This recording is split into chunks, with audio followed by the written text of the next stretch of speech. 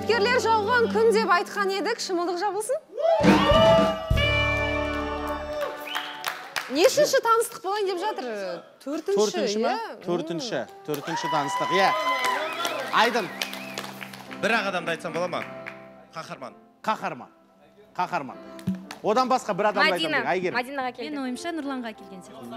Нұрланға келді, Нұрлан. Мадинаға келді. Мадина. Экраннан көреміз бе? Иә, таппады екен.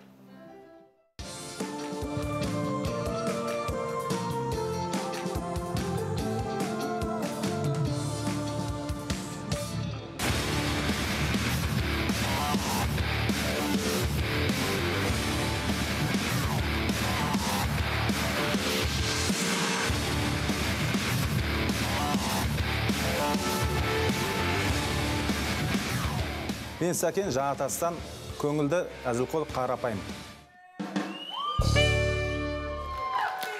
Саған таңғалып отырмын, шыны керек. Сен ғана емес, барлық қатысушылар таңғалып қалған сияқты. Иә. Күтпедің ба не бүгін? Жоқ, мені бұлай тез сөзім жоқ. Сөзім жоқ деді сонда. Менің ойымша бар ғой, үміткердің де сөзі жоқ. Өйткені Сәкен мына жерде отырып алып, біреудің үміткерде тиісіп кәдімгі мені таңдауым керек еді деген сөздер қалай әсер етті екен, е? Қазір сұраймыз ғой, е? Сұрайық онда. Ортаға шықсын, келіңіз.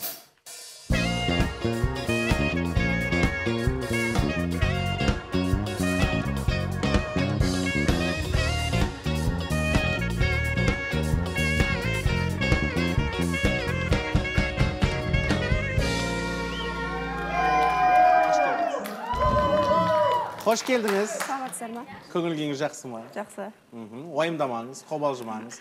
Сәкен өзі әңгімеге ашық бала ғой, өте қарапайым. Бірақ енді отырып кәдімгі бетке айтып тастауы мүмкін. Оған дайын шығарыз. Иә. Зерттеп келдіңіз бе? Ну, шамалы былай да. Дұрыс. Есіміңіз? Алтынай. Алтынай. Жасыңыз? 21-де. 21-де. Қай жерден келіп тұрсыз? Қарағанды облысы Жезқазған қаласы. Жезқазған қаласынан. Керемет. Неге Сәкен? Білмеймін. Білмеймін. Кім біледі? Неге мысалы Нұрлан емес, неге Қахарман емес, неге дәл Сәкен?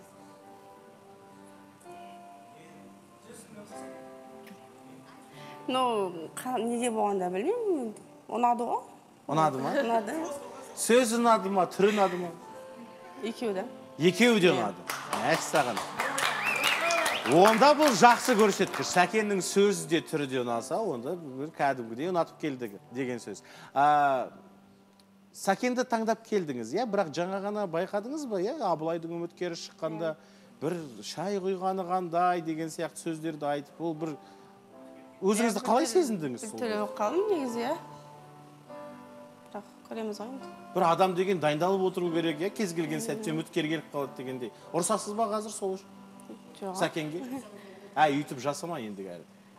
Ойланып істейді жар енді келесі де білмейміз ғой. Келесі жолы ойланатын шығар деген үміті бар үміткердің. Сәкен таныса ғой. Алтынай, рахмет, мен таңдап келгеніңізге. Жезқазғаннан келдіңіз, иә? Иә. Маған Ұлытаудан келетін болыпты ғой. Арнайы мен үшін келдіңіз ба, или осы жақта тұрып жатсыз ба? Арнайы сен үшін. Мен бір айта кетейінші, мына Айыз Ақерке саған қыздар қарамайды деп тиісіп еді, міне арнайы мен үшін келіп жатыр. Көрдіңіздер ма? Екінші рет. Рахмет үлкен сізге. Сізге сұрағым, Алматыда қайда қоныстаңыз? Туысыңыз бар ма? Жоқ, ешкім жоқ. Жалдамалы пәтерде ме сізде? Иә. Не жұмыс істейсіз? Қандай жұмыс орында істейсіз? Қай жұмыс орнында істейсіз? Неде, кафеде. Құпия болмаса кім бұл? Ашы, аспаз. Керемет. Естілмей жатыр, музыка қатты шығып жатыр. Аспаз болып жұмыс істеймін дейді, мейрамханада. Музыка қатты шығып кетіп жатыр, соны естілмей жатыр. Руыңыз қандай? Қоқан, орта жүз. Бос уақытыңызда немен айналысасыз? Бұрын тұрмыста болдыңыз ба? Болдым. Тұрмыста болдыңыз? Болдым. Ажырастыңыз? Қанша болды ажырасқаныңыз? 2 жыл. 2 жыл. Бала бар ма? Бар. Ол қыз? Қаншада? Қыз. Қыз. Жасы қаншада? 3-ке келді. Ажырасудың себебін айта аласыз ба? Микрофон ұстамасаңыз да өзіне болады. жеке айта салмасын. Өзіңізге жеке? Аха. Оны былай сұрайықшы, нақты себепті айтып, мына жерде өткен өмірді қазбалаудың қажеті жоқ. Бірақ болашақта қандай дүниелердің, қандай мінездердің, қандай әрекеттердің орын алуын қаламайсыз енді тәжірибелі адам ретінде. Болашақ күйеуіңіз не істемеу керек? Қандай болмау керек? Ішпеу керек. Ішпеу керек. Зиянды әдеттер болмау керек. Одан басқа, мысалы, ақша мәселесі болды ма? Ақша мәселесі жоқ, просто айтады. Қызды сыйлау білмеген адамға тидім да. Қызды сыйлай білу керек. Иә. Өткен жолы Сәкен айтады, мысалы, қыз баласы ер азаматқа ешқандай да бір шарт қоймау керек дейді. Дұрыс па осы? Неге? Білмеймін. Сәкеннен сұраңыз. Сәкен неге? Ау? Сен өткен жолы айттың ғой. Шарт қоймау керек деп па? Әйелім ешқашан шарт қоймасын. Өйткені айтып отырмын ғой, шартты негізі шешетін ер азамат болғандықтан, просто үйдің шаруасына мысалға алып келу, зат болсын, ақылдасуға болады, былай оны мен бұйрық ретінде түсінемін да. Бұйрық деген сияқты болып. Былай ақылдасуға болады. Алдап, сулап. Яғни шарт қойдым демей, бірақ жаным бүйтіп жасап жіберсек қалай деген сияқты ма? Әрине. Түсінікті. Енді жаңағыны естідің ғой, зиянды әдеттері болмау керек, қыз баласын сыйлау керек. Сен өзің қыз баласын сыйлайсың ба?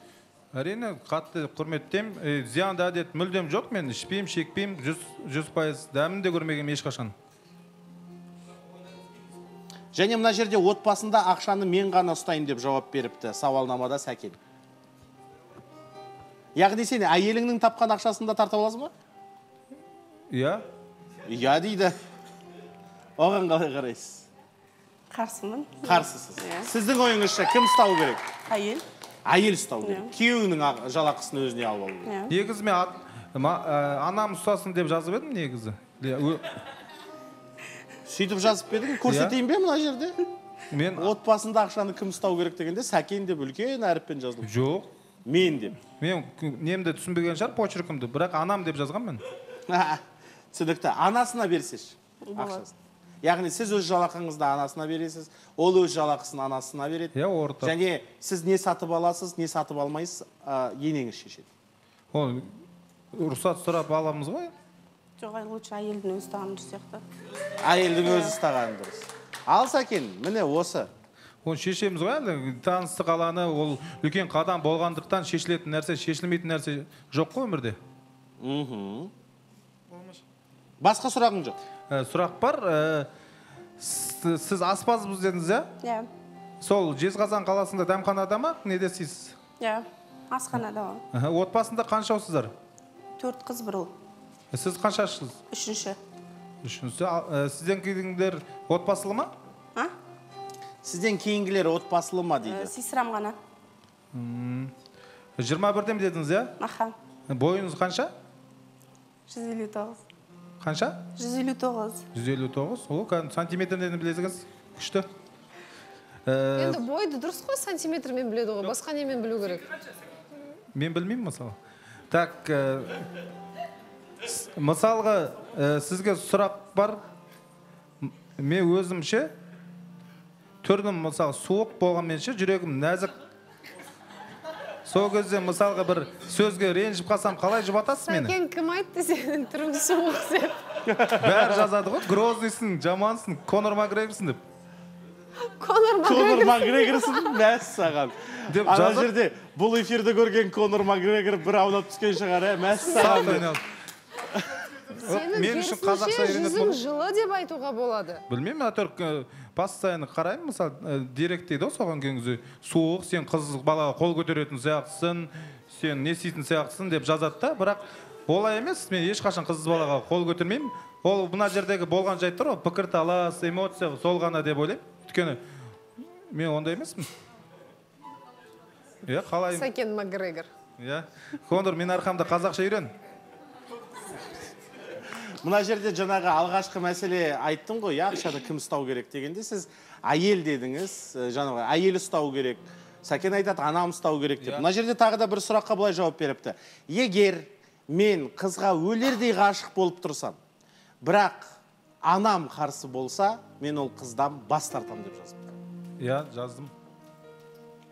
яғни болашақта Сәкеннің жүрегіне деген кілт тапқыңыз келсе, яғни Сәкен не болса да анасының айтқанын тыңдайтын сияқты. Сондықтан анасының көңілін аулау керек болады. Сіз оған қалай қарайсыз? Аулаймыз ғой. Аулаймыз ба? Мен ол неге үйтіп жаздым, өйткені ата-анасын, анамның батасын алып бақытты болам. Ал егер өзім анама қарсы келіп, махаббат үшін мысалы алып кетіп, одан кейін анам жалғыз қалдырып кеткеннен гөрі, көңілін қалдырғаннан гөрі, былай олмен де ақылдасып, оған ұнағандай қылып, өйткені ол біздің үйде тұрады ғой, біздің келін болады, қыз болады, мен оны сондықтан бөлік демей, өйткені анам мен өте заманауи ғой. Ол түсінікті ғой Сәкен, бірақ енді анаңның бұйрығымен ажырасасың ба? Ажырасу мәселесі емес, егер анама ұнамай қалса, ана да... Жоқ, енді қарашы, отбасылық мәселе ол бір рет ұнады, өле-өлгенше ұнап өтеді деген сөз емес қой. Мысалы, үйлендіңдер, басында ұнады, содан кейін бір сөзге келісіп қалды. Мысалы, үміткерің келді де, мен ақшамды бермеймін, өз жалақым өзімде деді. Анаң ренжіп қалды, содан кейін айтты, қой, бұл болмайды екен, балам, қой, бас тарт дейді.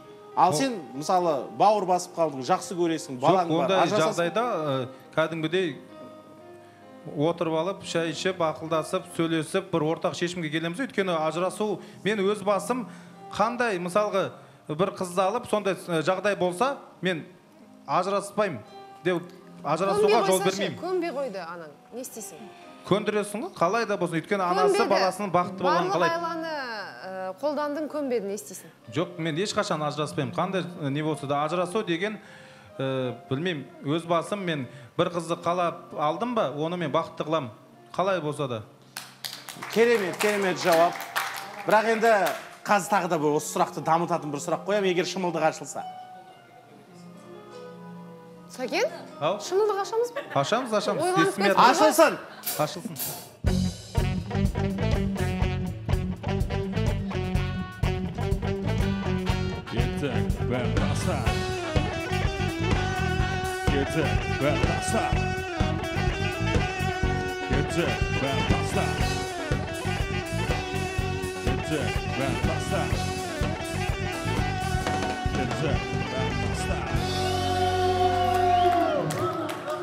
Өте сүйкімді қыз екен. Қош келдіңіз, рахмет мен таңдап келгеніңізге тағы да.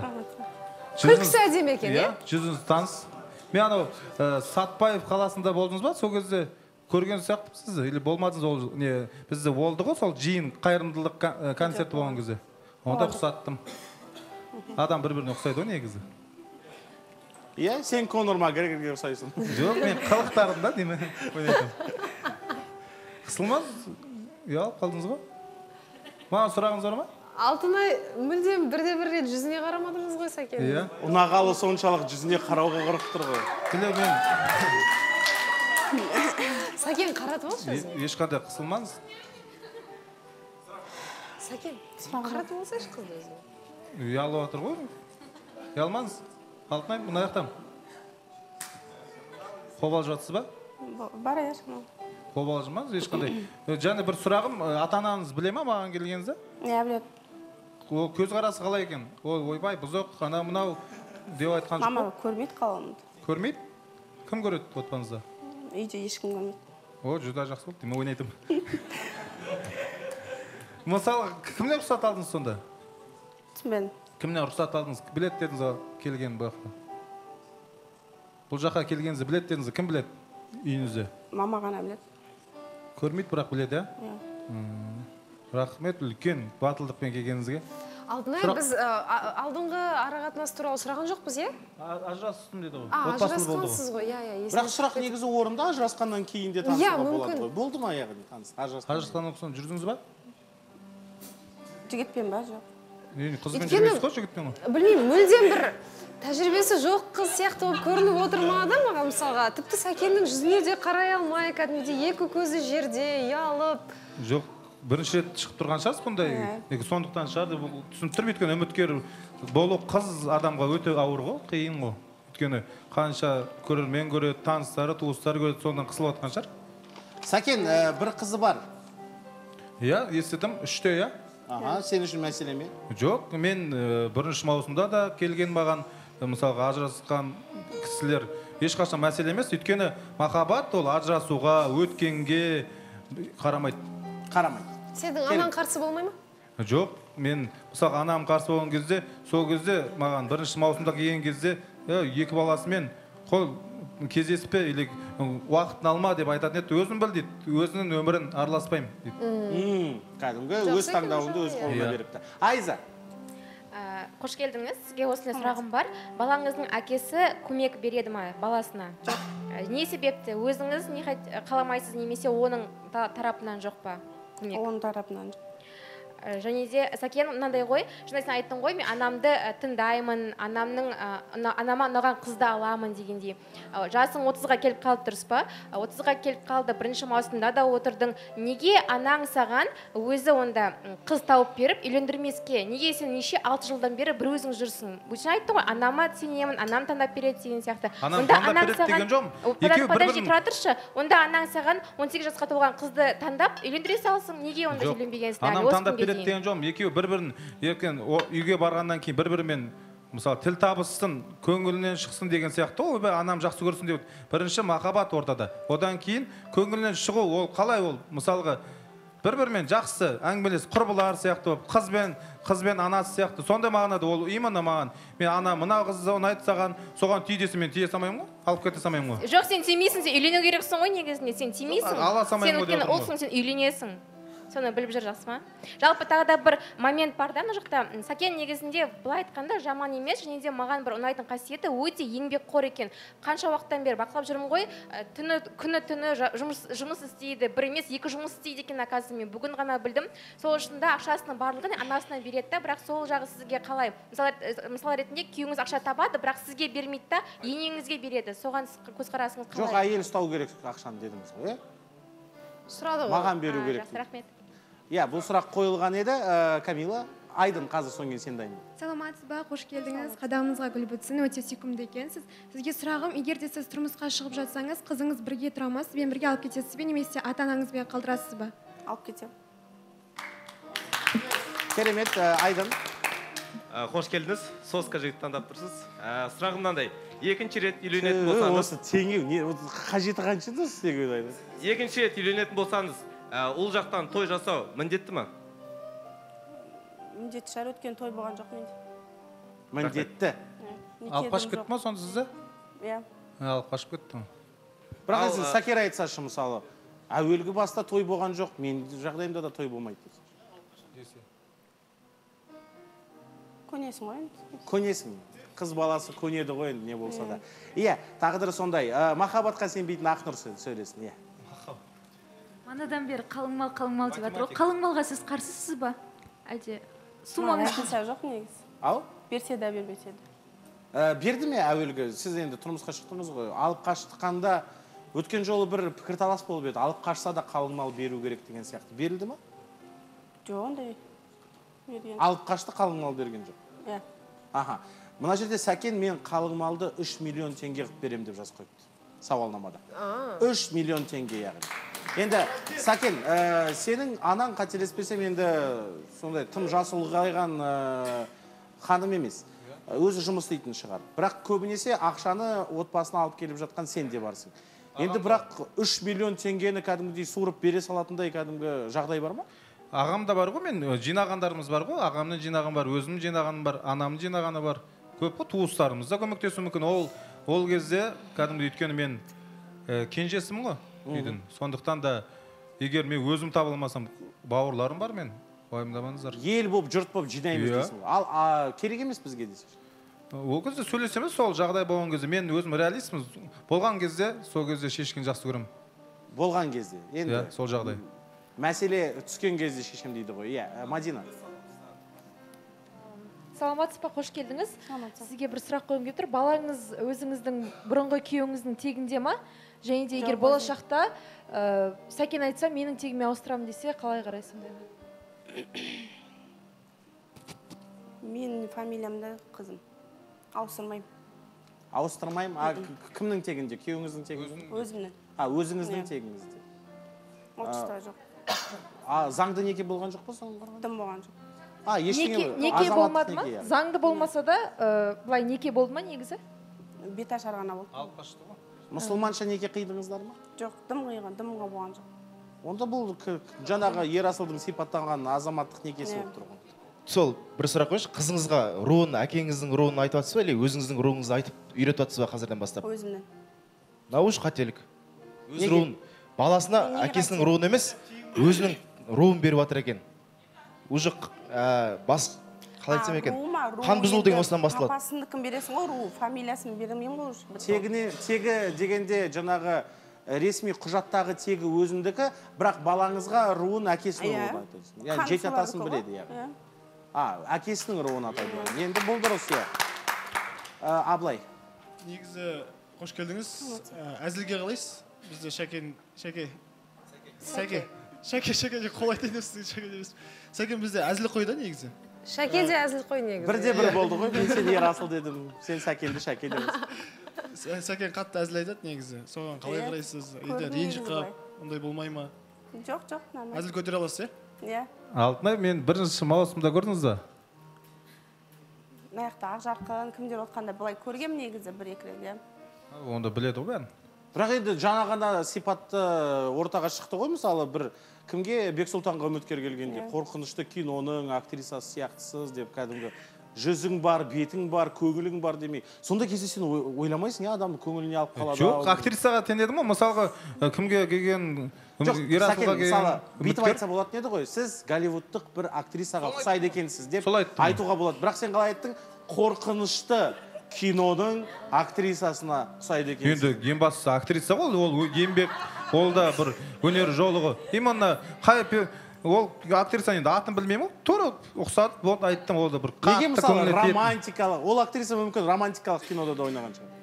Жоқ, мен есіме түскені ұқсастық сразу бірінші не сол түсті да, ал мынау Ерасылға келгенде қазақтың өзіміздің сериалдағы неге аппақ келін деген актрисаға ұқсайды ғой, Лия деген. Сол сияқты сразу көргенде айта салдым, ол жаман ойламаса құрсын. Бірақ енді сондайы бар. Отырып қорқынышты кинодағы актриса сияқты екенсіз деп айта салу мүмкін. Оған ренжімейсіз ғой, иә? Енді Сәкенге ренжімей үйренсеңіз, менің ойымша біраз таныстық жақсы өрбейтін сияқты деп ойлаймын. Сырласу кафесіне барамыз? Әрине барамыз. Шығарып салайық онда.